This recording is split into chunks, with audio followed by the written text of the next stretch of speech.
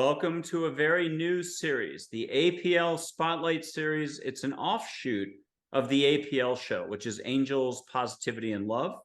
Our guests on this offshoot have been guests on the show. And with us today for the premiere is Ingrid Honkala, PhD. Thank you very much for joining us, Ingrid. Thank you very much for having me back. It's always a big joy. And we were just talking about joy to be here with you today. Exactly. And your episode is actually coming out October 29th. And for those who are watching today, that's in about a week. I believe you're episode 41 or so for the show in 2023. Today's a bit of a deep dive, no pun intended, because you're a professional diver. You are really a marine biologist. You're a former NASA oceanographer, a former US Navy oceanographer. And also, when you were a Colombian citizen, you were born in the country of Colombia. You were at one point for the Colombian Navy, head of their marine biology, ecology department. You have many other titles and roles and experiences. You were a UNESCO researcher. You've done diving all over the world. What an incredible experience. You've done a lot of research, reefs, marine life, and so on. But you've also had three near-death experiences, one at a very young age that was very well described in our show that we did together. So I'm going to encourage people to jump over to that. If they need to watch it first, fantastic. But you've had so many more experiences beyond the near-death experiences, so many more connections to the universe, connections within, connections to living all life around you, whether it's plants, animals, people. You've picked up on so many things that most of which you can never share with others. It's just not, there's boundaries and you aren't allowed to say everything. But today you're here to share so much. You have a beautiful book called A Brightly Guided Life. It's a much longer title. You can find it on Amazon. You're speaking at the Helping Parents Heal conference next year in 2024. They're a wonderful organization. You've had a huge appointment book full of speaking events. You've done tons of interviews. You've been on almost every show. Ingrid Honkala, Ingrid, INGRID, Honkala, HONKALA.com is your website. And your full name is actually Ingrid Garcia-Hansen Honkala. So welcome, Ingrid, to the show. We have met probably 3.5 years ago, and your mom had just passed. And I'm going to say this out loud. I did not know that. And I help people let go to feel and see and so on. And it was an opportunity for you to see your mom at that point. So that's something we got done together. You were very gracious. I believe you did give me a testimonial. It's on the website. And so that started things. And so it was just such a treat to have you on as a guest for the show that, again, comes out next weekend, October 29th. Please check that out. I'm going to turn this over to Ingrid. Ingrid, you've had incredible experiences since a very young age, including acting like a super mature adult at the age of maybe 4, 5, 6, 7, saying things that are just impossible for a little kid to say. But we have heard of some very rare examples of that. You were one of those kids. So you came from someplace else originally, I'm suspecting, and you've been adjusting ever since, but also you've dedicated your path in life to helping others. And I think that's one of the most beautiful things ever. Wow, thank you for this incredible introduction. I just feel so blessed, so honored. And yeah, after my first near-death experience, imagine it was that realization, that clarity of I'm more than this, definitely. And I would look at myself in the mirror and I would go to my mom crying and I said, Mom, you don't understand. This is not what I am. That's not who I am. I'm more than that. And I started to feel I'm not this child. I'm not a child. So, and it would come all this wisdom, but there was not really people around to understand what was happening, not even myself. It was, I don't know what is going on. And I would cry and look at the sky and say, God, why did you send me like this? Where is the manual? Where is the manual? So those were some difficult times. But as I mentioned in our interview before, the help that I needed came in the most remarkable way. And it was through connecting and meeting beings of light. And this happened right after my first near-death experience, I started to have out-of-body experiences. And in these out-of-body experiences, I will go to, I call it the realm of the light. And it's when I started to encounter these beings. And the encounters were amazing. At the beginning, I just was mesmerized by the appearance, the lights, how they were shining as pure light. And I just did not have any concept or I wouldn't any explanation of what this was. It was just incredibly beautiful. You know, this is amazing because there's no really labeling of anything. I was just experiencing.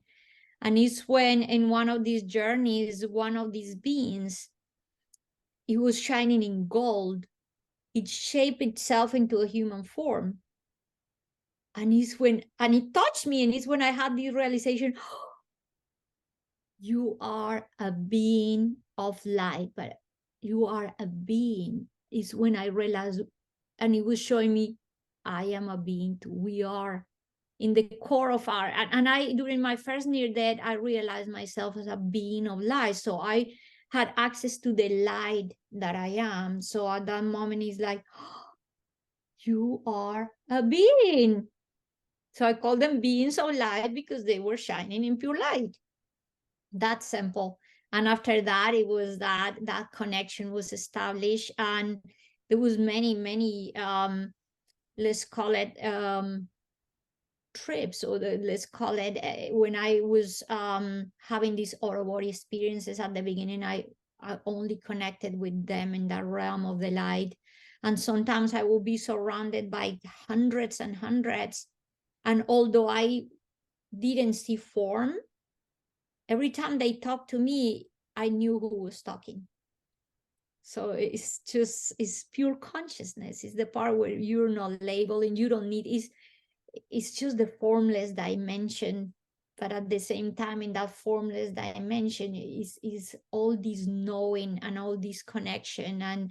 And every time I was there, through time, I understood that I was serving, each one of us is serving as feedback. So it was like saying, sharing my experience through my own perception, through my uniqueness, as all of us are sharing through our own journey. So this was incredible. It's just amazing. But again, it was difficult because imagine being in a world where I had access to all these, but the people around me didn't. Mm. Later, as I also mentioned to you before, I started to see them here in this physical reality. And that was, I think, a very important moment in my life, because up to this point, I was 4 years old. I wanted to die. I wanted to be there. And I refused to eat, and it was very hard to keep me pretty much alive. I was, if we talk about the level of the psyche, I was depressed. I didn't want to be here, and I didn't want to talk to people. I reached the point that I even refused to be touched. I just did not want to be here. And then when the beings of light, I started to see them, that brought me to a place of being a little bit more relaxed. But when I started to see them here in my physical world, and the first one appeared one day, I'm taking a shower, all relaxed, a blue intense light appeared in the bathroom, and I'm like, oh, now they are here. Oh, now that brought me to the realization, something I could not understand in my mind at that moment, but in my being, I did. Later, I understood the concept. But it brought me to start experiencing that sense of being home. Because when I was meeting the beings of light in the realm of the light, I felt at home. When they started to appear here, I'm like, oh, now home is here. So it's realizing home is not a place, it's a state of being. So that was absolutely incredible. And from there, people is always this curiosity. Talk to us about the beings of light, how they look like, how they appear to us, what are the beings of light. And then from there we can just go to all these different experiences and share all about that. I love that. I have little balls of light that show up. Just, I think in a way the universe knows where everyone's at, and there's a trust factor. The universe knows that everything is good exactly how it is in each moment. Now, the human being is going to be judging everything, everyone, the situation, and we're going to find a lot of discord or problems or lack or resistance or judging or fear. So I think they also know exactly when, timing wise, to pop in. So to give you a little tiramisu, a little pick me up. It's just the little ball of light. You were thinking too hard. You didn't even know you slipped into 5 or 6 heavy thoughts, and Penelope will come by as a little ball of light or a streak or something. So, but people can see angels in full on human form too. And I would encourage anyone watching to just don't worry about the details. Don't worry about the how. Let them handle it all. Trust that you're loved, trust that you're protected, and ask for a truly wonderful, fun, sparkly, and Disney-esque experience. Nothing that you refuse to get out of bed on for 5 days straight. You're hiding under the covers like Scrooge.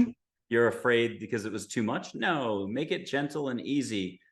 They know how to handle it for the most part. No one's absolutely infallible, but they'll make it really nice and gentle. It might be a stranger with sparkly eyes.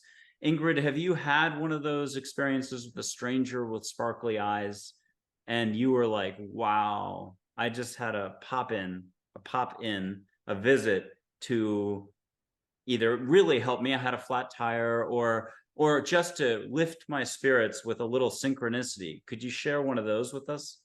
Yes, and I have had many encounters like that, and I have met people too that have had them. And just to share one of those, there was a moment in my life when I moved to the Caribbean in Colombia, and at that moment, pretty much all my peers, everybody had a bicycle, and I didn't have one. And then those days, my parents just had divorced. There was a lot of things happening at home. So it was pretty much like, and I just was in this moment in college. I really didn't have much money. You know how it is when you're in college and you're pretty much poor. So I didn't really having that much. And the support at home was like, my parents were busy, they're doing their thing. And I'm like, oh gosh. So while everybody had their bicycles and had their way to go to college, I had to walk a bunch of miles to get there. And one day I went to the beach with a group of friends. And those days, I was kind of depressed, feeling down. And then we were walking with this group, and there was this man coming. And it was this, when you see a person that is so handsome that you cannot do anything other than look. And all of us in the group, we saw this guy coming, and he was like, oh gosh. And we started to giggle and like kind of like push each other. And then he turned and he looked at me and he said, I've seen you before. And I said, me? And he's like, yes, you. And I said, no. He said, because I just thought I would remember somebody this handsome. And I said, no. And then he said, is this like, he wanted to engage. And he's like, oh, can we just talk for a minute? But I just was like, like, who's this guy? I don't really trust. And all my friends were like, go, we'll be there, just because he's like, this guy is so handsome. And then I stayed there chatting with him, and he said, I really seen you before. And I said, I don't really remember ever seeing you. And then we started a conversation, and he's this kind of person that you feel like, oh, you can just talk for hours, a person I just met, and you just feel this sense of connection. And then this is one thing, and you just mentioned one thing I would never forget, is the shine in his eyes. His eyes were like you could swim, you could just get there, and like these sparkly, beautiful eyes. And that was one thing I was looking pretty like closely, like what a beautiful eyes. And then there was a moment that he said, I met you. So up to this point, I didn't believe that what he was saying was true, that he's met me before. And he said, yeah, the other day you were at the ice cream place, and you were the only person that did not eat ice cream. And I said, so he was really there. He did me before. And then he laughed and he said, what, you think I was lying? And I said, how can I not remember you? And then at that moment, he asked me why I didn't have a bicycle. And I say, I am in a really bad situation financially, but I didn't get there at that moment. At that moment, I just, I like to walk. You know, I wasn't going to be open with somebody I didn't really know. I just like to walk. And we kept talking. And then this sense of trust opened within me. And I said, you know, the truth is that I don't have a bicycle because I cannot afford one. And then, he just looked at me with this compassionate face. We talked for a little while, and then finally he left. I left. Nice meeting you. I live in this place. If you ever want to come visit, blah, blah. The next day, I went to college. When I came back, the guard of the building where I was living came and said, oh, somebody left a present for you. And I said, what? And I said, yeah, there's a present for you. And I went, it was a brand new bicycle. And then I was completely amazed, like, what? But of course, at that moment was the sense like, oh no, now what this guy wants. I mean, like, you start feeling this sense of like, oh God, somebody will not give you a present like this for nothing. I never saw him again. Never saw him again. And about 2 years later, or a year or something, many months later, now my time in this part of the country was done, and I had to move to another city to continue college. And I was now planning, at this moment, I didn't need the bicycle anymore. Now I have a car, and I thought I don't want to move so many things. And then I just was like, because things just went great up for me after that. Then there was a moment in which I said, I don't know what to do with the bicycle. And when I got the bicycle, there was a note that says, when you don't need it anymore, leave it. Leave it for someone else, leave it behind. And then I just was thinking, what do I do with the bicycle? And when I went that day to college, when I went back, the lady that would come and clean the apartment said, oh, a man just came. And she said, he was so handsome, so handsome. He didn't even know I was moving, and I had moved from my residence to a different one. So he didn't even know anything. I had not seen this guy for like more than a year, almost 2 years. And it's when the lady said, and he left this note. He said, leave the bicycle tight, with where to leave the bicycle and everything. I know that you don't need it anymore. I was like, what? Because yeah, I've been communicating and being so light all my life, but nothing like this. I mean, like, I didn't even know that to that point that they could turn into people just like that. And then there was, and I never really thought that he was a being of light at that moment. I just thought he was a really nice being, a nice person that had given me a bicycle. And then now I left the bicycle there where he told me to leave it. And in the note, he said, you will not see me, that he wasn't coming in person. And then I left the bicycle and I moved to a different city. Now I'm living in this other city, Michael. And then one day I'm with a boyfriend I had at the time in the car. He's driving, I'm next to him. And then I hear we stop in a traffic light. And then I hear the music in the car next to us, boom, boom. It was very loud, that thing that you can hear the car almost jumping out the road. Then I turn my head to see like who's playing this music. And when I turn the head, he's in the car next to us. And I roll the window down and I'm like, what? I almost jump out of the car like,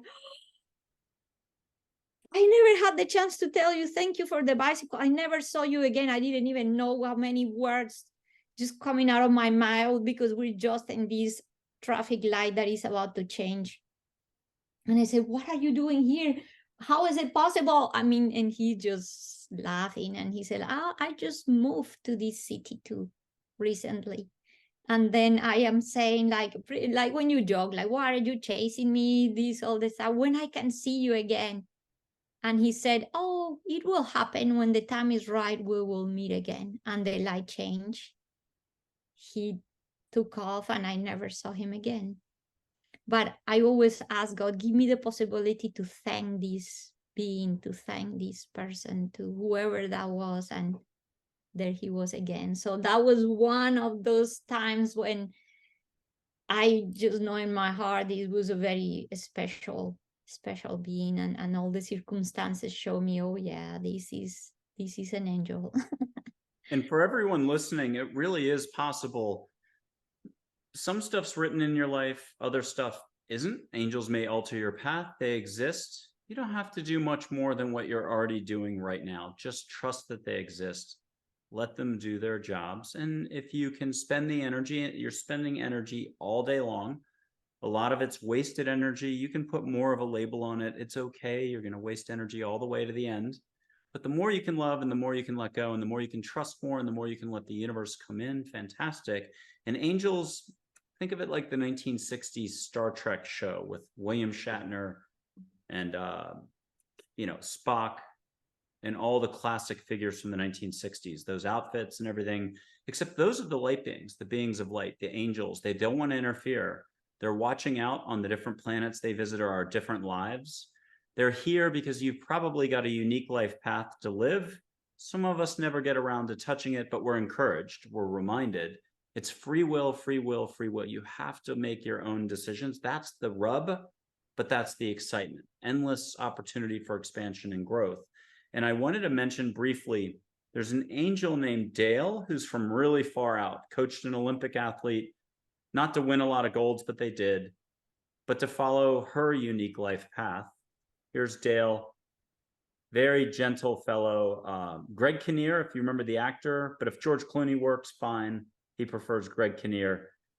I was a third-year college university student abroad in France, Paris, in an apartment building in the 12th arrondissement.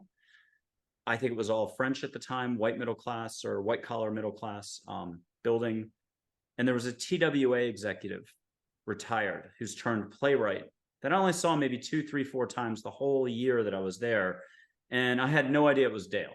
And it was the nicest man in the world. Just probably I was homesick at the time. I didn't know it. I'm a college kid. I'm oblivious. I think we're always oblivious. But when we look back, we're like, oh my God, look how far I've come. I'm less oblivious. But wait a week, wait a year, wait a decade, you're oblivious. We're always learning. And less self-importance and less stress. Have more fun. So he was popping in that way. And I didn't find that out until 15, 20, 30 years later, whatever it was, because angels will give you the backstory too. And I was working for the Nantucket Police Department. My first job out of college, I wanted to take a year off, go to Australia, Florida. The economy was horrible. It was Nantucket in Florida. So in Nantucket, there are no jobs. I've got waiting experience, restaurant experience, dishwashing experience, landscaping, whatever, no jobs. And I know I have to leave. And I go to get a parking permit because it's a big thing in America now. You have to have a sticker for your car. It's new. It's 1990. And it's a long line, bulletproof glass. There's a dispatcher, Melinda. It was a long time ago. and I hear doors slamming, and a guy steps out in uniform looking like he's out of a Mrs. Paul's fish sticks commercial, Hollywood. Almost looks like a skinny Santa, immaculate, but he's upset. Slams the door, and he leaves. And angels must have jumped into me because it was the first time I was publicly funny. I jerked my thumb up in the air like this for everybody, and I said, "Does that mean there's a job opening here?" I was desperate. And everyone burst out laughing because it had been happy. Then he came along, it got heavy. And then I did that. Does that mean there's a job opening here? Because he just stormed out of the building. And everyone burst out laughing. And the dispatcher was quick as a cat. She was like, "Are you interested? He just quit. We've got a job opening." And half an hour later, I was interviewing with the chief. I got sworn in the next day. It was kind of like meter maid. I got to ride a mountain bike. I kind of just, if it was, awesome. yeah, 1 hour parking space, gave him 3 hours. But long story short, they didn't pay you a lot. I was eating out of cans, and there's a Henry sandwich shop. I couldn't afford the brownies. And Dale, that's another Santa Claus figure. The owner, Henry, was a skinny looking Santa Claus, but he would wink, and I'm in uniform. So hopefully it wasn't, but he'd wink. It's his store, and he would put a brownie in my bag, back when a brownie in my bag would mean the world. And I would be munching on the brownie 20 minutes later under a tree, saying, "Oh, life is so good. I couldn't afford the brownie, but the brownie's delicious." And it was Dale, and he did it multiple times that summer. And I have many, many, many other stories with Dale popping in. So I'm going to encourage everyone, if you have to, you're already spending your energy, you're sending it out. Most of the time we do it in a way that when we judge another, we say, "Oh, I don't have enough money. I don't have this. Oh, that person, or the news, or that state, or this organization." So the less you can get caught up in that type of energy, and the more you can focus on not focusing, being here. Exactly how Ingrid always reminds us, whether she knows it or not, every time she interacts with us, you can connect with beings of light, angels, light beings, your relatives. You're being looked out for, but how are you ever going to have time to take it all in? Ingrid, how do you keep it all straight? We're going to go to more stories in just a second. But how do you keep yourself centered so you can make sure you're getting the most out of the universe, love, your really big heart, and your light? I think it's just always, always, always remember that I have a choice. And my choice is to be aligned, is to be happy, is to create a space within myself. And I'm not talking the happiness of like, ha ha ha, is the I choose joy. I choose presence. I choose to relax and let go. I choose to not be reactive and be responsive. I choose to breathe deep and learn to surf the waves. So that most important thing is I choose to calm my mind, and whenever I can, live in the space of gratitude. Gratitude is the highest vibrational frequency there is. So how can I find the way to be grateful? We have to pave the way first. Don't wait for the hardest moment to come before, or it shakes you so hard. I mean, sometimes that's important to be shaken so hard so you go deep. But what if I start paving the way to get there? Like, so what I do is that I use every situation in my life as my way to be more present, to be more aligned, to be more attentive. And then when I do that, I create a space. I have my practices. I do my practice of meditation every single day. If I wake up in the middle of the night, I sit for a few minutes and I enjoy that spaciousness, that moment where my mind is not focusing all the things to do and all the, sometimes we bring these worries. It's like, just enjoy that spaciousness, that silence, that stillness. So that's what I do is how can I make the choice at every moment? It's a choice that I make at every moment to calm my mind, to be more present, to be more focused in the inner. And like a radio, I always say, we're like a radio. Where do you have your dial? Where do you have the antenna? then learn to how many times it takes you to realign. Keep doing it, do the work. And I offer many practices to people of how to align yourself, practices of gratitude, practices of calming the mind, practices of working with our emotions. Something that I use all the time is a very powerful sentence. I said, can I be with this? Can I be with this? The moment I say, can I be with this? A moment of anger, a moment of fear, a moment of despair. Can I be with this? What do I do at the moment? I'm practicing awareness, first thing. And second, I'm creating a space. So whatever is happening at the moment is not taking over me. Now I become the witness. I create separation. I desidentify. And when I do that, instead of reacting, I give myself the possibility to respond. I become respond able. And the more and more we do that, then we create that inner space. And imagine that you're in a disco with a lot of noise. You cannot listen to the beings of light. You cannot see, you cannot nothing. You try to talk and they cannot hear you. There's too much noise. To be able to connect with the beings of life, to your inner wisdom, to the space between, you have to become quiet.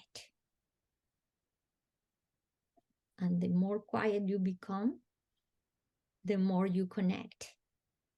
So that's what I do, is always try to find that space of stillness and let my presence shine through. I love that. I've been running for 41 years, since I was 14.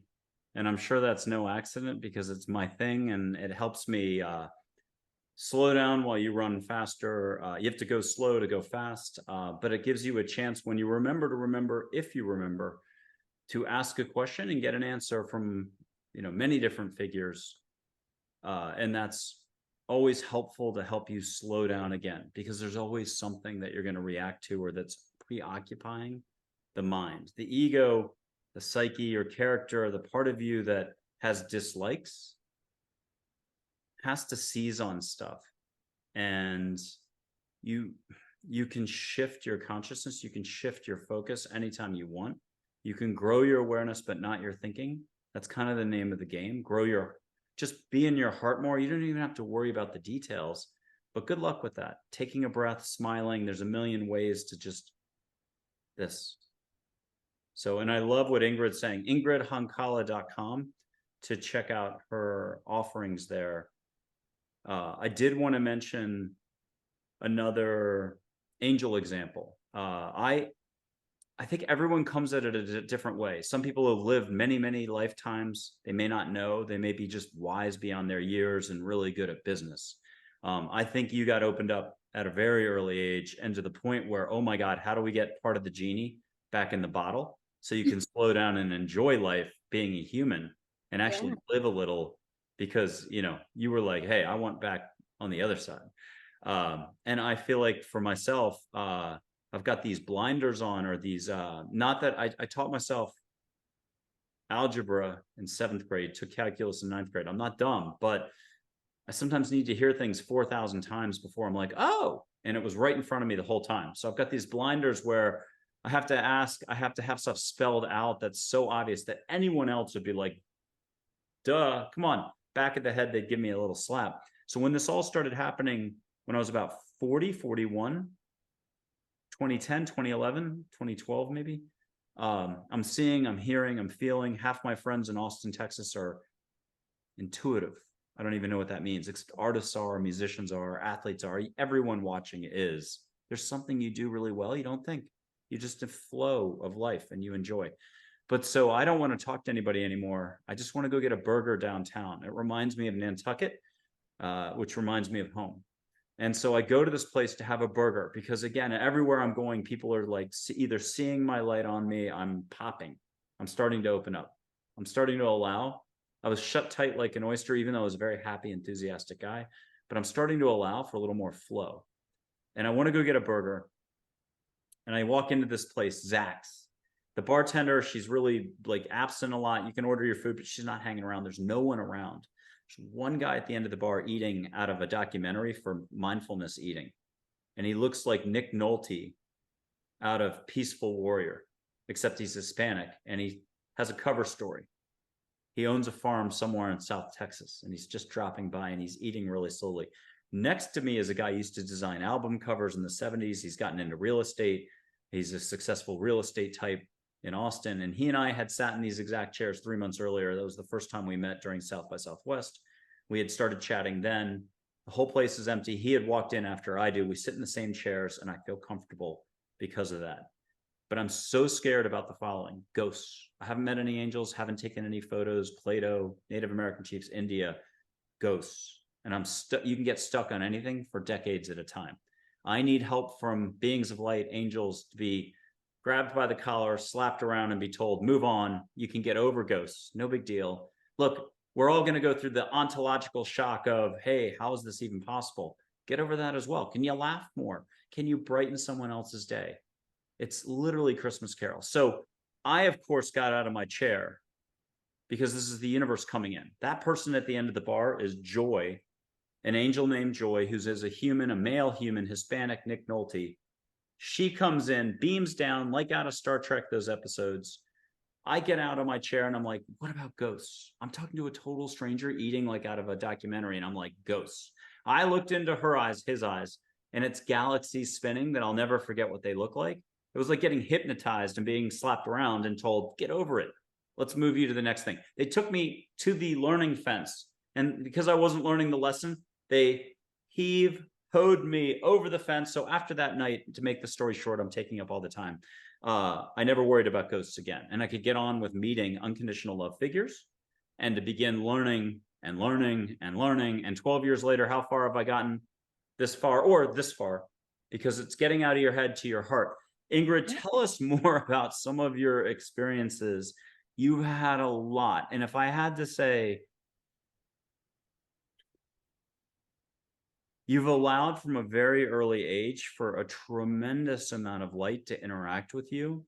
You've seen a lot, eyes closed, during your sleep, awake, the near-death experiences. Can you give us some more flavor? You have a tremendous palette. Whether it's one of those near-death experiences or just something that was a little more pleasant, so it wasn't about, oh my God, you just came back. Instead, you went there, you came back, but nobody had to make a big deal out of it. You had a beautiful experience. What else can you share with us for some flavor here? Oh, there's so many, like you say. But one thing that caught my attention that you say, I had a teacher that always say, let's go slow because we are in a hurry. We're always in a hurry, even about this stuff. You're going to be like, well, how come I haven't met a new angel this week? You met 2 last month, and everything human is about how much, more, when, why. The mind, exactly. Oh. We just calm the mind. So another cute experience, amazing. I think I was about probably 10 years old and 10, 11. And my mom dropped us in the school. I probably was in 3rd grade, 4th grade. And then close to the school, she had, there was some relatives that live only a couple of blocks from the school. And that day my mom could not pick us up because she had some other thing to do. And she said to my sister and I, when the school ends, from here, you go directly to your aunt's house. Do not go anywhere else. Do not deviate. No, Mom, no, we go there. The school ended. Guess what? Between the school and their house, there was a park, like a little park with the swings and with the set for playing the monkey bars. I'm like, just for a few minutes, let's go to the park. Who's going to know? My sister and I, yeah, like we listened to my mom. Then we went to the park, and we were playing in the monkey bars, and where the swings are, there was a group of kids, but saying like just a group of men, probably 15, 16, 17 years old, and we were the two little girls, and they were kind of checking us, and it was, but you're just there playing, having fun, when suddenly a guard, completely dressed with the guard uniform. I could even remember clearly the baton. I could remember the gun. I could remember the guy with his uniform, all dressed. It was older guy. He approaches and he said, you two should not be here in this park by yourself. You should not be here alone. Where is home? And he looked at the group of, it was like 5 or 6 of these guys. And then when they saw the guard and they saw that he had a baton, yeah, they moved away. They were already starting to get closer to us. And then he said, okay, where is home? You should not be here by yourself. And they said, I walk you closer. Okay. And he I don't remember the name. He gave us a name, Mr. Whatever. And then he walked us to the edge of the park. Where are you going over there? Go home. I check you until you were there. And then we went into my aunt's house. And once inside, I told my aunt, oh, we stopped for 1 minute in the park. We didn't really stay, this thing you're covering. But there was this incredible guard, the guard in the park. And he was an older guy. His name was Mr. something. And my aunt was like, no. He said, no, it's not possible. There is not a guard in the park, and there's never been a guard in the park. But he was there. And we just reluctant, he was there, and we walked to the park and there was no guard. So that was another one of those, yeah, beautiful, beautiful. Are you ready to catch some sage? We're going to go right back to this, and I want you to share more of this because it's beautiful. We'll blow some sage. I've done this on every show. People can smell it at home. But why settle for just ho-hum sage? It's amazing. You don't have to have me light the sage. You could just ask an angel right now, hey, my guardian angel, could I smell sage and catch it? Or flowers or beach? The real crux of everything Ingrid is talking about, or any other expert, or myself, or anybody, is what will you allow for in this very moment? I say sparkle, love, fun, more stories from Ingrid in just a second. But I'll light some sage, I'll blow it. I'll put up 4 angel photos that you've already seen. We did a little stuff before, we've done stuff before. But I'll put up Abe, the Abraham of old, as well. You're gonna love that photo. He's an angel. He hands out fish, doesn't teach fishing. All the other angels pretty much teach fishing. And I've seen him as Hagrid one night in Austin, Texas. I had helped somebody at a 24-hour diner. It's evening. It's across the street from Whole Foods headquarters. They're freaking out because they just talked to Jesus, marry some angels. And they've got a religious background, but they're not religious. But we're still sitting in the SUV. The engine's off. It's a January, and it's an ironically cold January, 20, 30 degrees out. Usually it's 70 degrees in Austin, or sometimes it is. And a giant Hagrid from Hogwarts, Harry Potter, walks by. I only saw the exterior, the Starbucks cups, many stacked under a ginormous bear arm. She saw his eyes because he stopped and looked. And it may be that 2 humans were paying a little bit of attention. That was an angel, because I was asking, is that an angel tugging on her arm? And for the first time in my life, angels were like, not now, later, no answer, move on. And I refuse to take no for an answer. I'm not a pushy person, I hope, touch wood. And world went upside down. Time went discombobulated. And finally there was a yes. And by the time I got out of the car, somehow that giant was gone. I ran to the street corner, gone, looked. And I heard the name Abe. Years later, it was the Abraham of old. I'm not going to know who that is without a Wikipedia or cheating, but it's the Abraham. He'll tell you it wasn't the nicest guy when he was alive, but he was there to hand out coffee to the homeless. And I only saw the Starbucks. But the funny thing is, she didn't see the Starbucks cups. She only saw the interior, the light, the bigger picture. So I'm very still like this, but I still get a certain amount of flavor a certain way. And that's all of us. So when you're ready to let go, there's certain people who are just professionals at ballooning, bungee cord, bridge, and jump. And they say, when, let's do it. Skydiving, not happening for me. But there's others who are like, hey, I love life. I can't wait to just be here and now. And you have that skill, is my message to everybody as I look for some sage, a lighter, do this, because I would love for you, Ingrid, to have the chance to share with us. Here's the catch, no catch. Chance to catch, though, the insight, looking back with 5 angels chuckling with you, saying who the man on the bike was. Maybe it's one of these 5, but it's probably your guardian angel or one of your team. And you can get that answer, and you don't have to share it out loud. You can just say, I got it, and start giggling. And also the guard. It may be the same, just shifting roles. Sometimes there's a hands-on angel who loves popping down. I have a Penelope who's never been a human yet, but if I keep getting the number of no's that I get in the thousands, which has shocked even the angels, she's coming down as my business manager. That's what I've heard. And the percentages are now up into the, I think, 80% chance that's going to happen. I've only been keeping track for 10 years now. It's a hard stretch, a hard sell to allow for angels, beings of light, and lots of extra love around you and in you to exist, especially for scientists, but especially for every other community of thought, any other interest community. If you go to angel community and you say, would you like to meet angels? They're like, go away. We're looking for angels. And I'm just being facetious. So, okay, here's sage. Ingrid, I can blow it out. Hold on. Catch a little bit of sage, but ask for flowers. Ask for your favorite ocean from that one island that was so special. Saint, what was it again? Saint? San Andres. San Andres. Yes, very special place. And can you share with us what you're catching?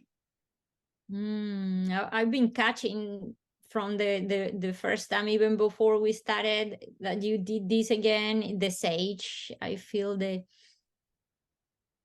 smell of sage. Can you ask your bicycle connection and your guard connection to bring you St. Andreas? At least ocean sound, or that rustle of the palm fronds, or the certain thing that could only exist on that beautiful island. It was very peaceful at the time, 99.9% of the time. You got help even then. And have a little extra. What did you get from St. Andreas? Oh, just that sense of peace and openness and warmth. I can hear the ocean, the wind. Ooh. And I'm going to blow through the microphone. Your eyes are shut. This is good. Anyone at home, all you have to do is allow. And that is as difficult as getting out of words, structure, what you know. You're going to get it all right back. Trust me, it's rushing right in tonight. Watch the news. It'll come right back. You'll be grounded, but in the brain. Okay, I'm going to blow through the microphone. Catch a little extra sea spray or wind on your nose. Let angels do all the work here.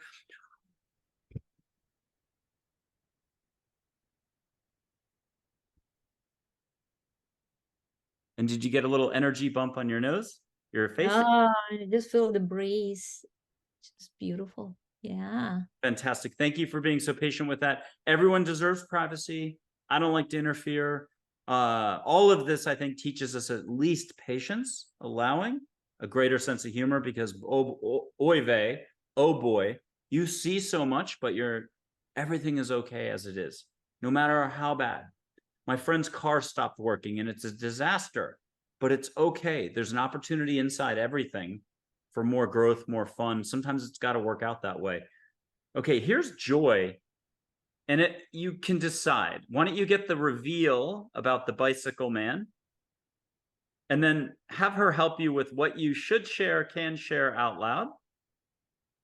It may be everything, and you're totally wide open and you're sharing. We've put you on the spot, so apologize. But this is also very fun, and I don't think you've ever given an interview about the man on the bike quite this way. No. What does she say about the man on the bike?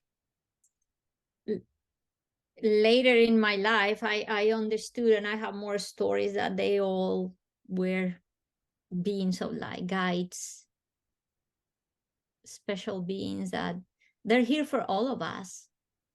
We just have to be more attentive. That's all. Okay, and I'm going to offer everyone the opportunity. If you leave your eyes on the photo, you can let joy change colors. If it's a historical photo of Audrey Hepburn, she'll wink, smile, eyebrow goes up. But Joy can shift colors. But you can hear very clearly the name of that angel if you wish. You don't have to share this one out loud. For the gentleman who provided the bike, very much looking after you with sparkle. And just say, got it if you got it, or at least get extra detail, or even hear him come in and put a hand on your shoulder so you giggle like you're 22 all over again, or 20 years old. And say, got it, at least get that connection, because I think he's very excited. Yes, got it. Good, perfect. Now, Charlotte, she's going to say it all a different way, but the same topic. The man providing the bicycle, but also the boom, boom, boom in the vehicle next to you. And hear how you only have to do this and ask, and you'll even maybe get an American experience sometime in the next, what does she say? 2 days, 3 weeks, 3 months? Have her give you a time frame. You just said, okay, I'll take another intersection. He waves you through the 4 stop signs. He was there first. There's no one else around. He's got the top down. He looks British. Ascot, sparkly-eyed, gorgeous, handsome. But who knows? What does she say for the time frame? Are you going to snap your fingers and say, sure, I'll do it? I'll do it. Okay. And then Dale, coach, really gentle, very endearing, very down to earth. Here's Dale, D-A-L-E, again, coached an Olympic gymnast to help her do her thing.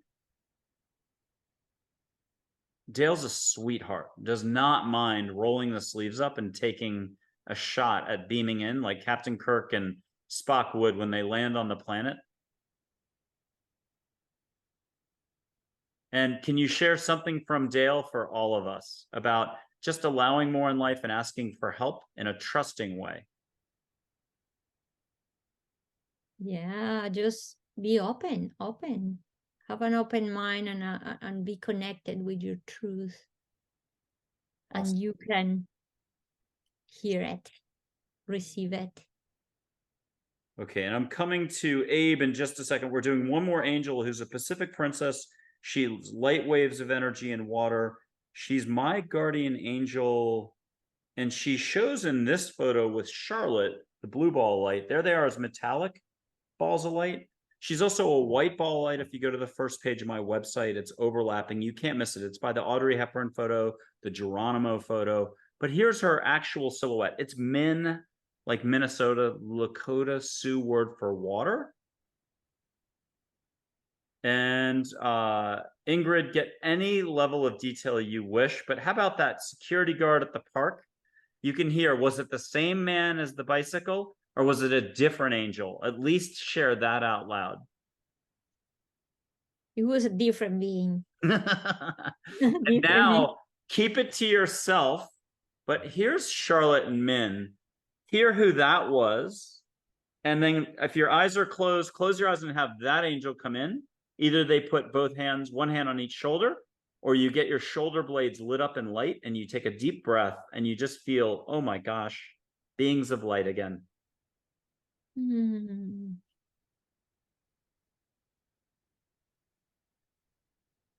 And then I have one more, and then we're going to get back to talking.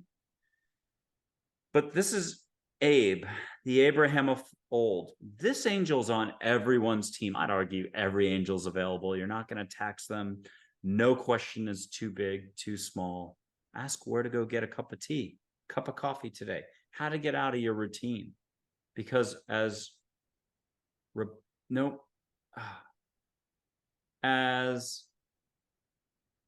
Fiona or Carol, angels who are about the Akashic records, I call them librarians, but I don't do them service. They say life's not a routine, live it. I think that's Colleen who says that. So here's Abe, an angel on everyone's team. Fatherly, grandfatherly energy. If you want to catch pipe smoke, cigar, or just sage, sweetgrass, juniper, or some sort of what's that stuff called that men wear? Cologne, but a formal cologne, very stoic and serious and majestic.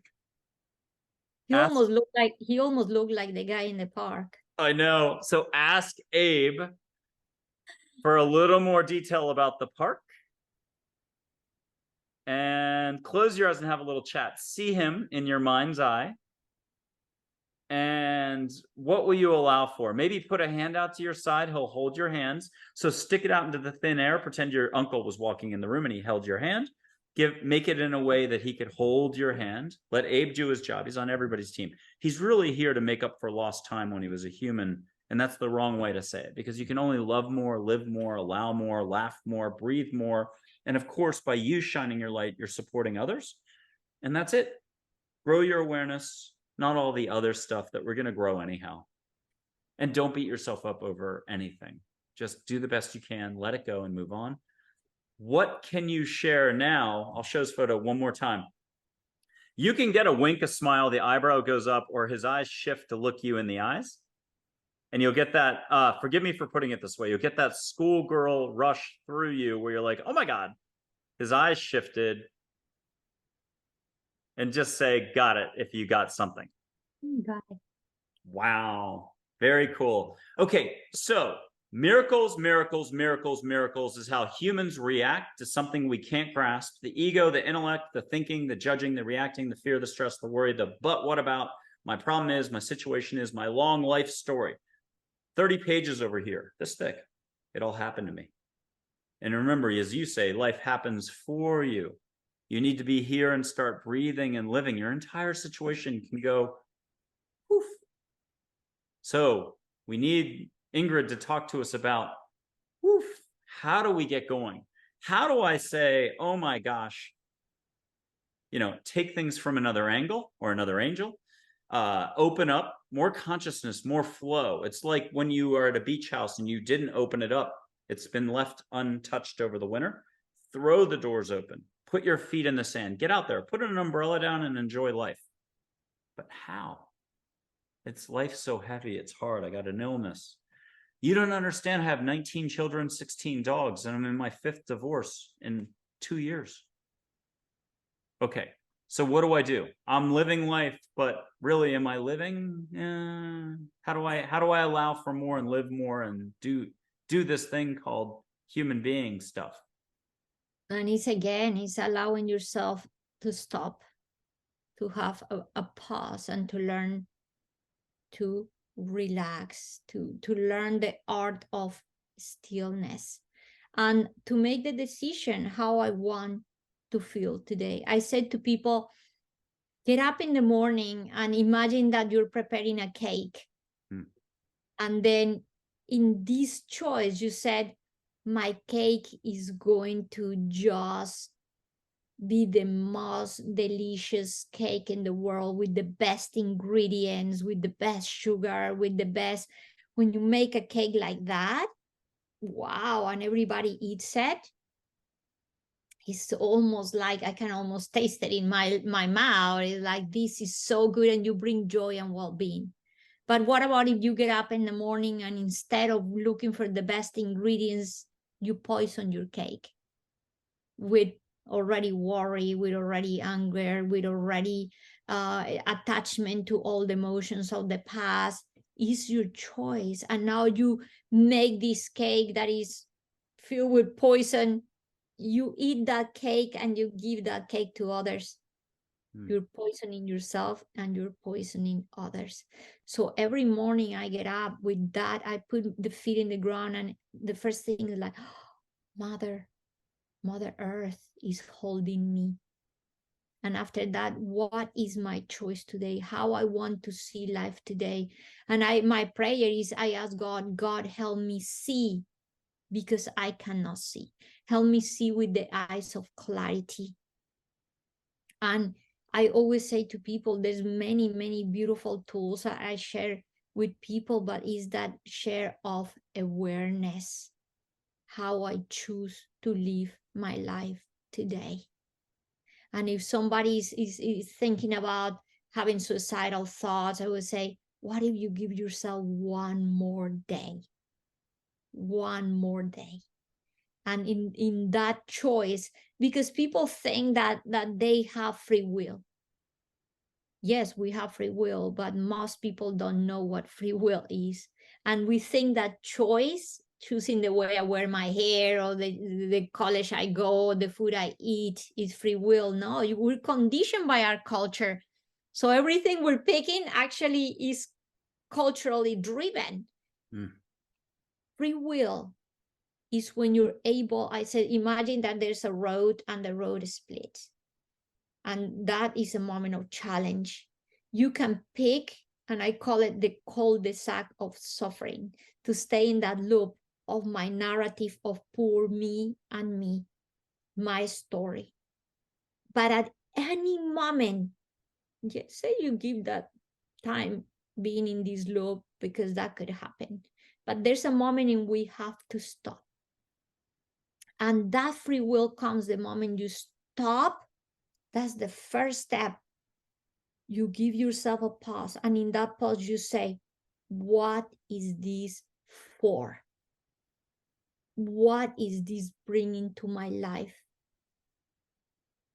And the moment you're doing this, what is this for? What is this trying to teach me?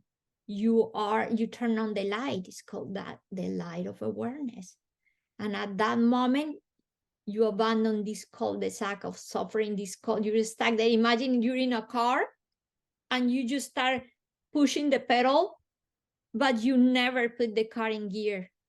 You can spend even all your gas, all your energy, you never go anywhere. You have to make that decision. Let's put my car in gear. And at that moment, you move forward. And all these challenges and all these difficulties and all these experiences are bringing us to the place of, I have tenacity, I have a strength, I have resilience, I have the possibility to use my free will. Oh, that's incredible. And I said to people, when you are having a difficult moment in your life, stop focusing in what has not worked and start focusing in what is working. What is working? Wow, I am a resilient being. I am strong. I have skills. Today I was able to get out of my bed and give 3 steps. Whatever it is, create alliances with the things that you love. Use the love of a pet, the love of an angel, the love of a family member, of a friend. Who are your allies? Who is helping you? Who can you talk with that give you some light in the path?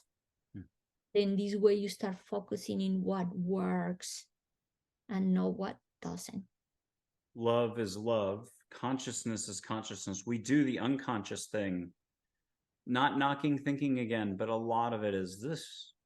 And the thinking that is amazing is when you're creative and all those other words. You're here and in harmony with all there is.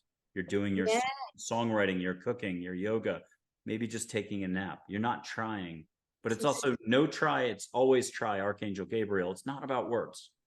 I said to people, have a list. Already have it. Don't wait for the bad moment. Have a list of the things you love to do.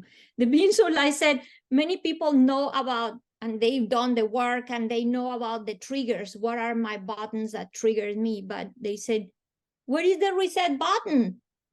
We need a reset button. Like you said, it could be sometimes when I know that I'm in my ego mind and there's nothing I can do, then in my list, I'm like, I love to watch home and garden TV. Or I love, what if I go take a nap? Or what if I go for a walk? Or what if I talk to this friend? Use all those tools. Use all those elements that can reroute you, that can realign you, at least can help you to tune yourself a little bit, go walk in nature, do anything, but you have to have the intention and you have to have the will. The moment that you empower yourself, because you're not letting the world and everything just completely take over. The more and more and more you practice getting up in the morning and say, how I want to see life today, how I want to do things today, how I want to look at life today. You know, I said every day I said, I am 100% responsible for my way of being.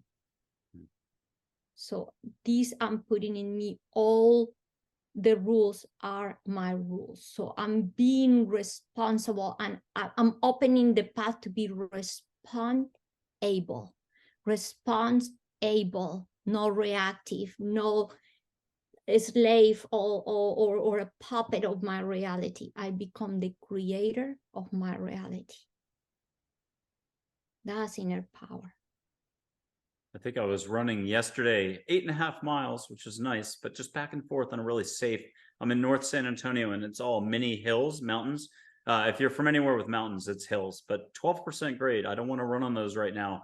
I just wanted to run back and forth, but I had thinking come in, and I asked Dale, what can I do? And he had me look at all the trees, the color, cedar trees here, and you can connect to the trees. And Ingrid's going to talk about more about everything is alive, consciousness around us. She's connected to a lot of stuff. In just a second, I'm going to mention the car metaphor or analogy you mentioned.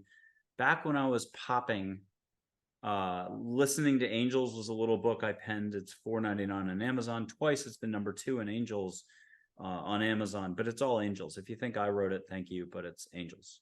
And then there was Glow Stick Zen, where I had to get it out of me. I think we all go through that moment. You might lose half your friends as you shift to more consciousness, more love. You start talking like a hippie out of the 1970s, and not everybody likes that. But I wrote a book instead, and it was like some 3,000 electronic pages or 1,700, or it depends which device you use. And I used a metaphor of the mind Ferrari. And when you're up here, you're seeing the same billboards, the same, you're going in loops. It's spinning. We all do it. We're all going to do it. Even if you met Abe, Charlotte, Joy, your guardian angel, and your passed over relative, Uncle Lulu or Uncle Lou, you would still have a shot at being tied up again in the brain 2 years later, 2 months later. It happens. You're human.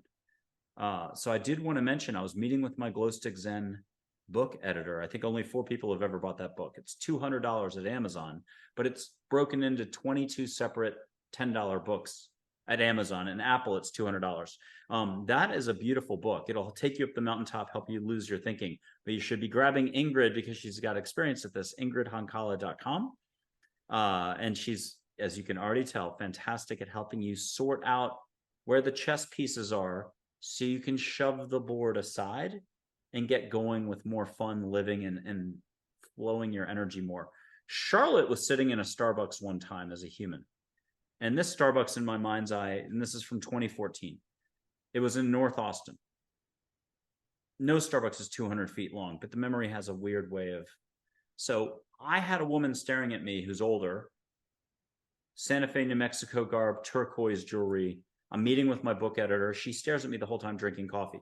She's at that tall bar, wooden windows they have at Starbucks that you're supposed to look out and people watch. She's turned the wrong direction. Everyone in Austin doesn't dress this way. It's New Mexico.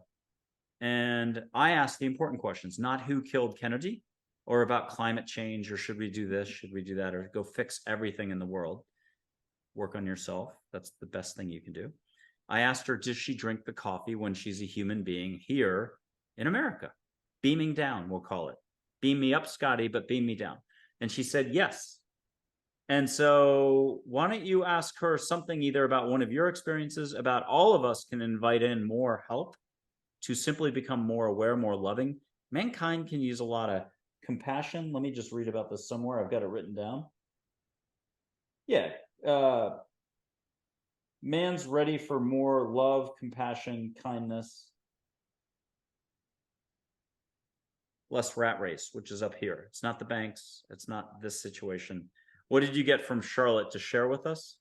You know, when my mom passed, there was something that she shared with me from the spirit world, and you just mentioned about the cup of coffee. She said, oh, the only thing I really missed about being the human experience, she was because she loved gardening.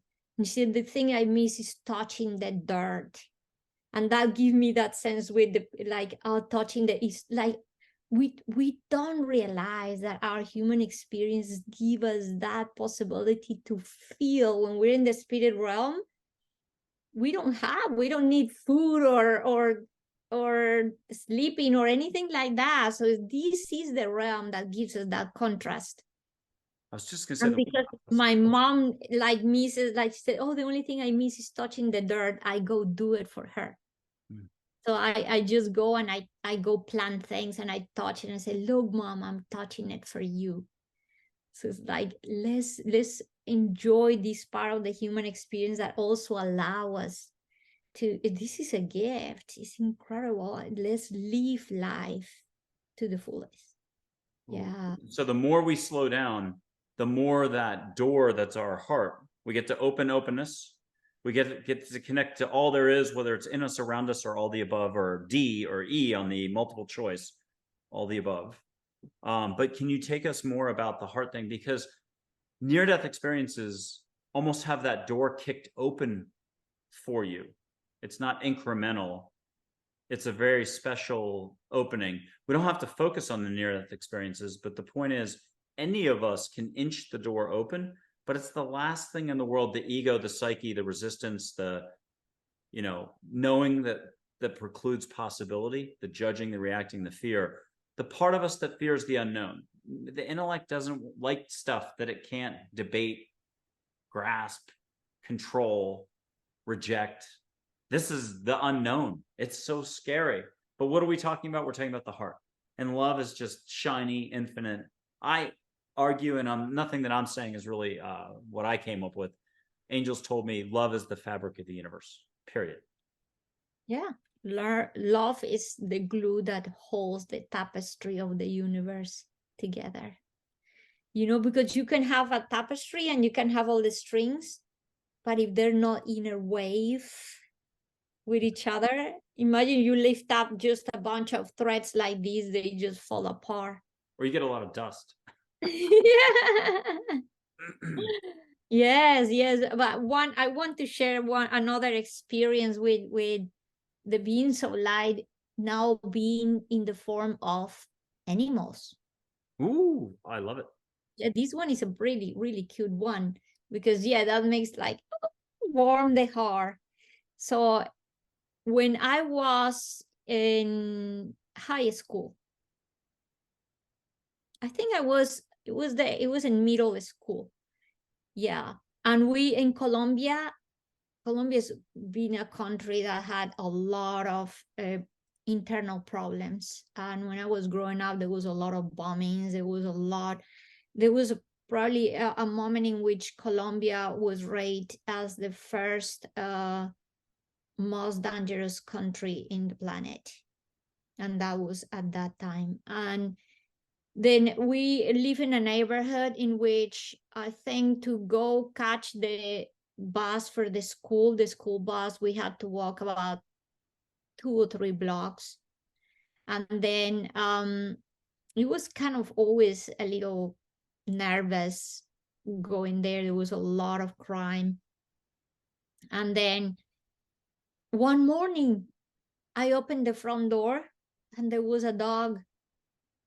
And it was a big dog. And the dog here in the head had the shape of a diamond. It was a yellow dog, almost like the gold being all light. It was all yellow, but it had a white shape. So we call him Diamond because of this. And then the dog never came to live in our house. But the moment I saw the dog in the door, I'm like, oh my God, I love animals. And I ran and I got him a piece of bread. From that day on, every single day in the morning when we open the front door, the dog will be there. And the dog will walk with us to the bus station. And that was not all. The dog will wait for us when the school bus will come in the afternoon. So he even knew to wait for us, and he would walk back with us to the house and leave. And that was happening for because it was part of the middle school and all the high school for years. And he was there like I said, he never moved in the house. He would always leave. And then nobody would come close to us. Anybody because there was a lot of homeless people, anyone would try approach us, this dog was like really a protector. So nobody ever did. And once I finished the high school and we didn't really need to go catch this bus anymore, he disappeared. He was gone. We cried. We didn't know what happened to him. Where is Diamond? But his job was done. And later in my life, when I asked the being so light, what was the thing about the dog? Because now I had the clarity. This was not normal. Yeah, thank you. They said, yeah, he was a protector. He was a being of light. So this is another one of those really beautiful, cute, amazing experiences. I'm going to go somewhere with this in just a second, but we're going to take baby steps, and anyone can do this at home. I'm going to put an amethyst up to the screen, and I'm going to put I forgot what it's called. Everyone knows what it's called when it's labradorite, labradorite, something. Might have more syllables in there, but it shines. I like shiny stuff. Beautiful, beautiful. Fuchsite for this one, I think. Yes, fuchsite from Brazil. And if you want to put your hand up to the screen at home, Ingrid, I'm going to ask you to participate in this. Sorry, you're our experiencer today, and you're showing how easy it is just to be in your heart and let the universe or amethyst talk or feel. Everything has consciousness and can speak. But if you want to put your hand up and feel, let me move out of the way. There. Yep. And just what are you feeling from the amethyst? I'm in Texas. Oh, I just can feel energy just pumping. Yes, immediately. Some people have put the words delightful, fragile, and chameleon for this word because it has so many, for this rock or crystal, because it has so many different feelings to it. I feel energy. When I feel the energy like this, I'm always, is the sense of life flow through us. It's aliveness. Okay, and I'll pull back, and I'm going to grab the shiny labradorite. But here's the next one, and let me try to get the light on it even more. Whoop, hold on. It's amazing. The moment you did that, I guess because of the shape, it's like I saw the eyes of Diamond the dog. Oh, okay. So you, okay, that's good right there. And you felt or you saw a sense of love, connection. You know how the pets is just this sense of presence. Just beautiful. I'll do the fuchsite now, and it's green, and that's all I know. Except let me cheat. It's from Brazil as well, because I have these boxes that they came in, but then a bunch of people listened and I wrote the words down. Desert, rain, and rainbow is what they got for the fuchsite. And everyone, feel what you feel, don't judge, but there's a little whisper that comes in. You're going to think it's your own voice and you, but what do you think all the angels and everybody trying to talk to you have been using? If it's positive, if it says jump in that Jaguar that's not yours and go drive 200 kilometers an hour, that's the other side. Don't worry about it. But I'm talking the positivity side, the love side. Nobody wants you shocked and running to your bed to hide under the covers. Or if you're in a golf tournament, you're about to swing, you've got the hole-in-one in you, you're like, let's do it. But when that voice says, smack that ball, if it was your Aunt Martha who passed away 20 years ago saying it, you would drop your golf club and ruin the tournament. Or if it was an Angel or Abe or Charlotte or Joy or Diamond, woof, you would be like, huh? And you would blow the tournament. So it's easier to be your own voice when it's love and support. But the second you want to let go and get more color, contrast, as she said, you can have more flavor come in. So this was leading somewhere, Ingrid. With your permission, can you ask, just so this way you kick me out of the way, can you ask for permission? You don't need it. But Joy and Charlotte, hear that it's no big deal to see Diamond right here by the bike, the Peloton. And I'm going to lean way over. And now, with your eyes open, can you allow for Diamond to show up saying hi? Breathe, breathe, breathe. I tell a dad joke to tie up everybody's thinking at home. People could see Diamond if they want. Santa's reindeer, Blitzen, Dancer, just those two. Why do they drink so much coffee? Because they're Santa's Starbucks. As you laugh, you're letting go. Did you already get to see Diamond? Did you see some light? Did you hear a bark if you aren't going to want to see. I just see his eyes shining like two diamonds. Yeah, like diamonds is just, and I hear the words, dare to be open-minded. Have the courage to be open-minded. That's what I like to share with people. Being so, like always say, when you open your mind, you are connected with all possibilities. And if you want to see the bicycle angel, you can do that. But I'm going to put up 3 photos to take up the whole screen. Ask Charlotte if it's totally okay. But remember, folks, out of your head into your heart, let angels do everything. You only have to receive with a giant catcher's mitt. It's your birthday. It's Boxer Day. It's New Year's Day. It's Christmas. It's Hanukkah. It's your cousin's birthday, all wrapped into one, July 4th. Hear that it's okay. But when you're ready, you can see either behind the bar there or the desk or by the bike, or if you need to have the head lean out into the light over there so that you won't see the whole body. Remember, the brain wants to resist and says, no way, Jose.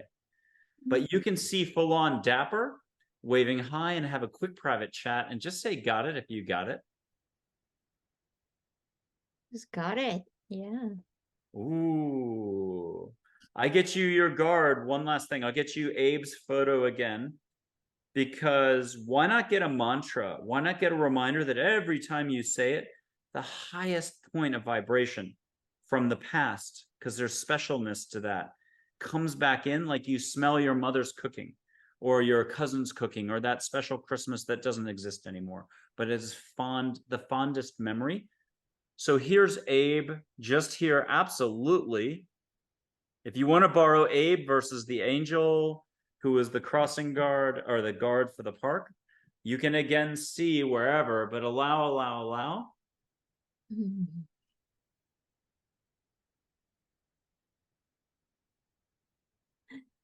I just had the image of the angel just waving at me. Just... Perfect.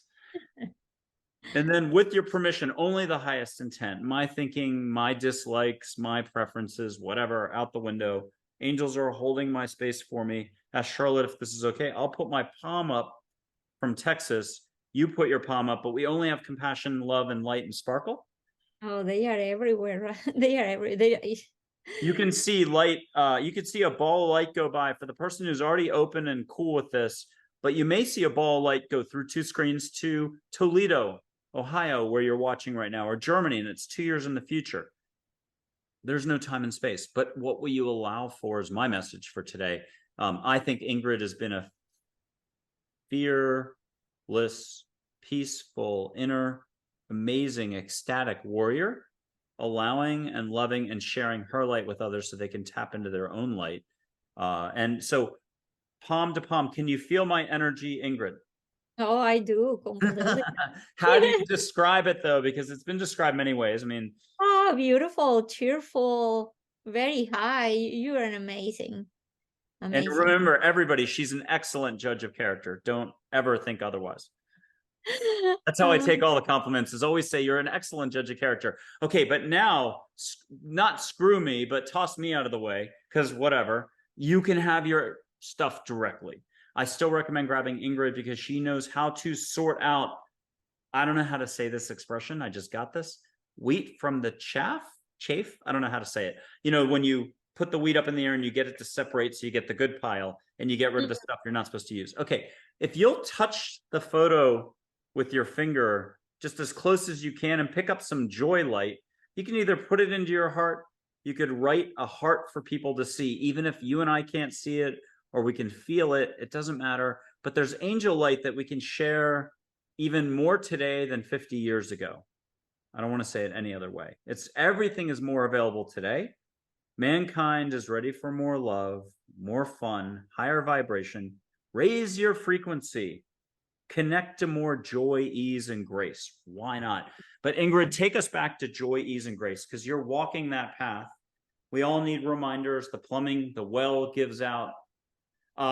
Stuff happens. Welcome to being human. But the quicker you get back on the horse and ride, as Geronimo says, don't look left, don't look right, don't look back.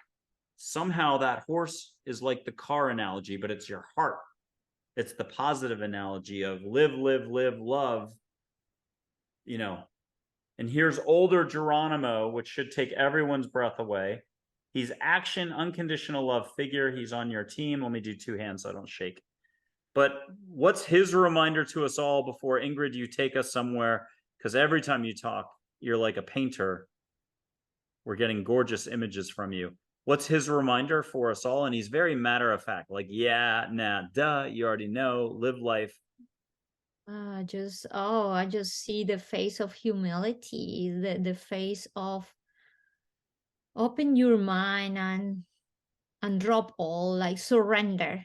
I see the eyes of surrender. Surrender the idea that you have to be right. Surrender, surrender to what you already are. The light. We are the light. We are the light of awareness, and through his eyes, you can see presence. You can see the light of presence. Here's the younger version of him, Geronimo. He's action, action, action, dry wit, humor. I always describe him as a wily Zen master, keeps you on your toes. You only have to ask, are you there?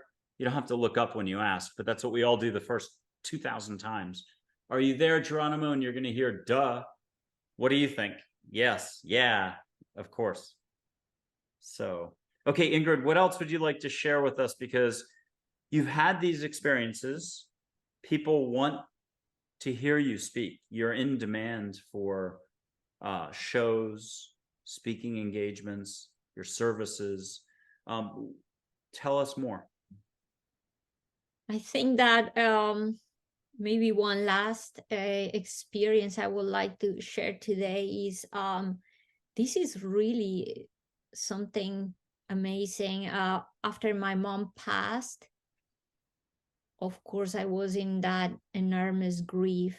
And sometimes people will think, oh, but if you already know how it's out there and everything, how can you be grieving? No, because guess what? We are in this physical reality and not feeling like right here in presence, the hug of my mom, the touch of my mom, a conversation with my mom right here in this physical realm is always going to be hard for everybody. And of course, nowadays I am in the place where I don't feel any suffering about it, but it took time to get there. It took time to be in that place where I know and I feel her every day, and my mom is everywhere and in everything. So it's like I cannot miss something that is right here with me all the time. But it takes time. And then I'm in this enormous grief. And then, because again, as we mentioned, the beings of light can present to us in the form of people, in the form of animals, in the form of light, in the form of visions, in the form of dreams, in the form of objects, all kind of stuff. And in this case was in the form of a vision. I woke up at 3 in the morning in the middle of the night.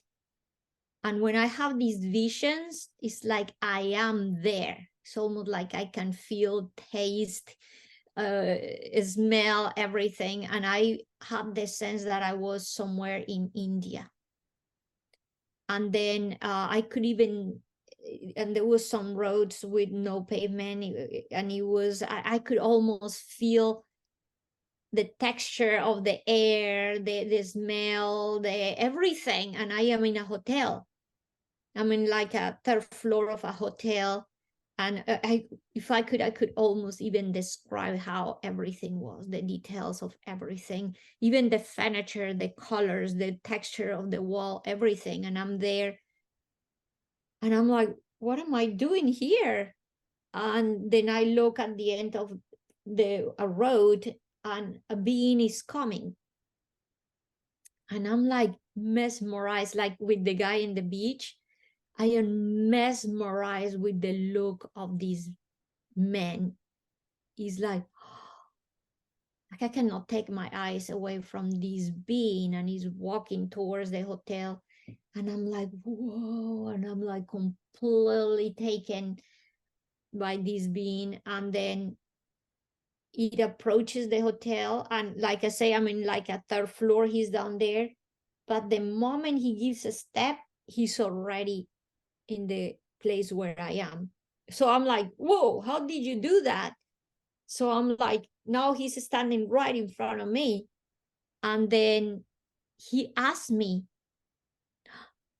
do you want to have fun? Like, let's go to party, let's go have fun. And then in the moment he said, you want to have fun, I said, no, I cannot. And he says, why? And I said, because I am grieving. So there's two things here. We understood later. The moment, if at that moment in which I am in that state of being, I would have said, let's go party, what I would have done was bypassing. I would have gone to, you might think, oh no, you're going to go elevate your spirit. No, at that moment, what was necessary was that I would look deep, that I would completely work with that grief. So the moment, like I said, I can't because I am grieving, is when the being brought me to look deeper into my grief. And it's when it showed me a live review of my grieving. Ooh. And the moment he did, I realized that my grieving wasn't coming from just the passing of my mom. It's when I saw, like, it's just kind of almost like it just projects back, and I just saw, and even past this life into the other lives. But in this very life, it showed me how I was grieving from my even first near-death experience because I didn't want to be here. So it was like, I didn't even, before all these things that I was grieving anything, I didn't even have that thought in my head. A floodgate.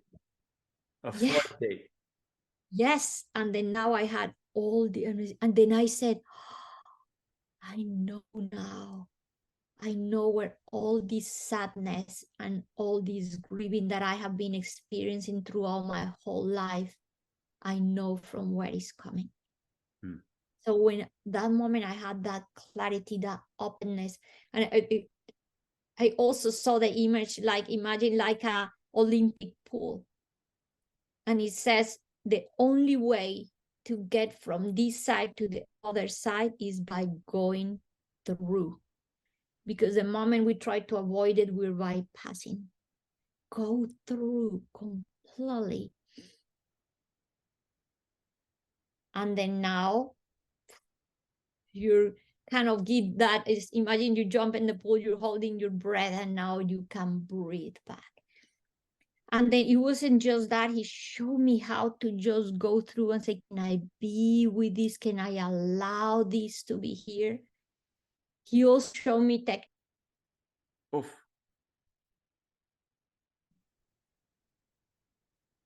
Okay, so you were describing that moment. It's a vision from India. You described the pool and being underwater, not breathing is sort of a metaphor for this. But then you were being shown how to actually handle, like, feel what you feel, do not judge. Ingrid, recap it quickly before we lose the connection again, because it's so intense emotionally, it's impacting our video. And here's Joy to help modulate everything for us and keep the video feed proper. Yes, this is amazing, because he started to show me techniques to work with grief, in this case, to work with that sense, how you elevate your frequency. And it showed me the reasons why we could grieve. And he says there's three main reasons why we grieve. One, when there's a big change in our lives. So, oh yeah, of course, big change. You grieve, we have attachment. Other one, it says, when expectation has not been met. Imagine how many times we expected somebody, did just not happen the way we expected. And third, when you lose someone you love. So once I started to gain all this clarity, Now I just know how to work with all these. And then he started to show me ways to make it. And one was if I shake it all out, shake.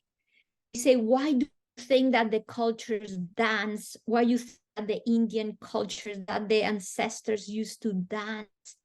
I think when you dance and you produce vibration, when you do this, you're shaking it out, let it all go, let the energy move.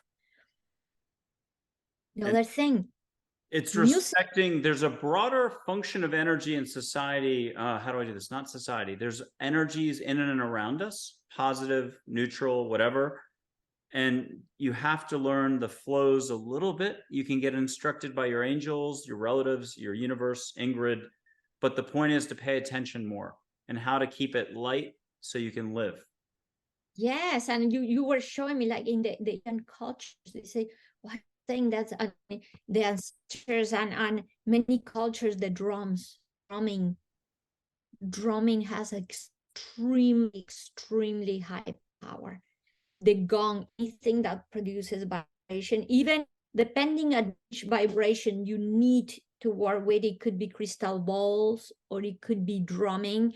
What it does, it helps you kind of align, tune your energy. The important thing is to move. They said, they even show me times in my life when they said, look, what saved your life at that moment was that you were dancing, that you did this. And I was so times because he was showing me my life review. So I was dancing. I was at that moment, I was moving, but they said that was the way that you found to get out of it. And the other thing they show me again was that sense of just allow yourself to go to that place after the movement, allow yourself to come, be still. So it's like I see it clearly, that dance between movement and stillness. And it's a rhythm. You were showing me the rhythm of life, how that possibility to go from that movement to that stillness. If anyone has memories of a springtime evening and that special air, or in New York City, the cherry blossoms only come out in Central Park for like 3 whole days. Somehow spring starts and it's over before you realized it's spring. If you're not getting into Central Park for a run, you could have missed it. Blink and sneeze and it's over. It's that quick. Here's Sai Baba from India, the one from 100 plus years ago, like Oh my God, 1910. you're not going to believe what is about to happen. I was supposed to put it up earlier. Sorry. Oh, because this is like, I was thinking about Sai Baba, but I was also thinking about who the being that came through was. Ask him and Joy who it was, but this one, since you brought it up, will you share the answers out loud? I will, but I have to tell you the story, how it was, how I came to know who he was. Time passed, and right after this whole experience of seeing this being, receiving all these teachings, everything, I felt the sense of reading a book called The Autobiography of a Yogi. And then I'm just reading this book and learning all about Paramhamsa, Yogananda, and the gurus and the teachers. And then I find a picture of Babaji. And the moment I saw the picture of Babaji, I'm completely like shocked. That's the being I saw in my vision. That's the being I saw in my vision. But at the same time, of course, my mind is like, nah, I mean, why Babaji? I mean, like, wow, that's an avatar. That's the avatar of the great sages and many of the sages, of some very important gurus in India. And I'm, oh, why is it Babaji going to me? Who I, like, then it was like, no, it cannot be. But I hadn't, that was the, our inner connection is.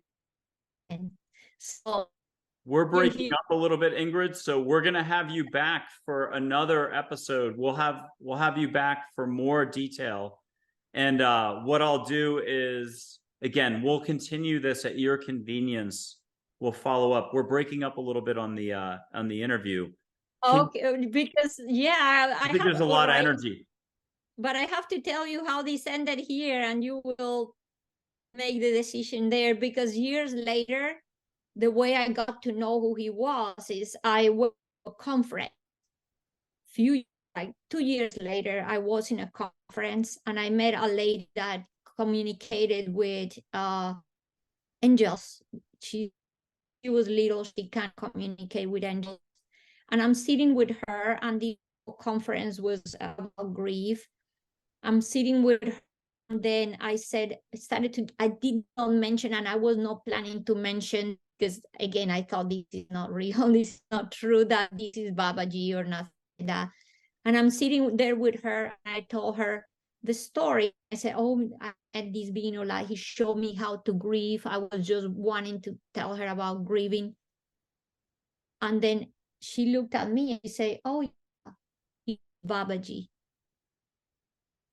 I almost fell out of the chair. I said, why how you know? And I said, I was just told. So that was verification and confirmation that being I encountered that day, that told me all these profound teachings. It's Avatar. I love it. Okay, because we're breaking up, I'm still gonna wrap this up. We're gonna have you back on at your convenience. We'll make this a part 1, part 2. I will put up Sai Baba's photo because I have a feeling we're gonna clear right up right now. Ask Sai Baba a quick question, get an answer, get a hug, but catch some incense out of the deepest jungles of India, a temple. And if you don't mind sharing that you got the incense from Sai Baba and from India. Yeah, and is this sense of always remember the of self-compassion, self-love, self-nurturing. Just learn to be present. Okay, so pretend you were just getting off a bus and everyone's about to get on the bus, and you only have time, because the way the bus schedule works, to just pass on one last bit of advice for everyone watching. I'll take a shot at it. Live more, love more, and you would never believe how easy it all is. You have all the grace, all the fun within. You have to stop looking or thinking, and good luck with that. Laugh and let go, and it'll happen. What's your last bit of advice for us all? Oh, just shine your light. As the beings, our purpose matter. Well, just shine your light. I heard that part, and I know we're breaking up. Your light. Well, Ingrid Honkala, I'm wrapping it up because the audience will drive us nuts if we don't do this. It is breaking up. It's going sporadic, but you said shine your light. I love that. You've said that in other interviews too, and I'm very thankful for you being on the show. We will see you again soon. I know the audiences love this. Thank you so much, Ingrid. Thank you. Thank you, Mike.